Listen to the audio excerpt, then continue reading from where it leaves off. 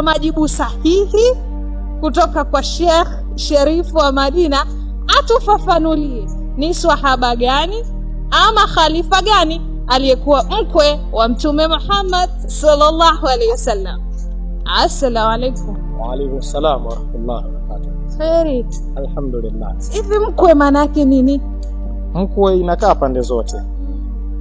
Nilikooa na atakayemuoa binti yangu wote ni wakwe. Kwa tafsiri ya Kiswahili fasaha. Kwa tafsiri ya Kiswahili fasaha. Tupe majibu Sheikh Sharifu wa Madina.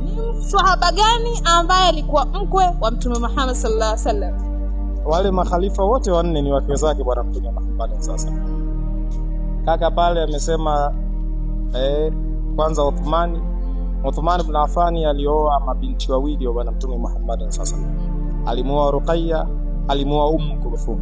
Ndio sababu akaitwa Dhinurai, maana yake mwenye nuru mbili, kwa sababu alioa mabinti wawili wa bwana Mtume Muhammad. Sasa Uthmani ni mkwe wa Mtume sallallahu. Pia Ali ni mkwe wa Mtume Muhammad sallallahu, alimuoa Bi Fatima. Lakini pia Sayyidina Abu Bakar ambaye ndo khalifa wa kwanza wa Uislamu ni mkwe wa Mtume Muhammad sallallahu. Mtume alioa binti wa Abu Bakar anaitwa Aisha radhiallahu anha.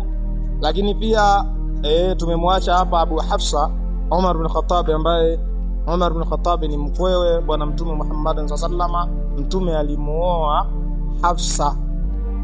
Kwa hivyo wote makhalifa wanne, wa kwanza Abu Bakar Mtume ameoa kwake, wa pili Umar Mtume ameoa kwake, wa tatu Uthmani ameoa kwa Mtume, tena mabinti wawili, alimuoa wa kwanza alipofariki akamuoa wa pili, na wa mwisho Sayyidina Ali alimuoa Bi Fatima Zahra binti bwana Mtume Muhammad sallallahu alaihi wasallam.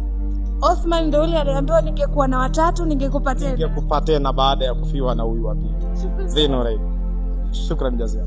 Mpaka wakati mwingine. Ijumaa leo inaishia hapa. Ijumaa challenge nyingine itakuwa nini? Endelea kusalia nasi. Mimi ni binti wa Mzee Haji.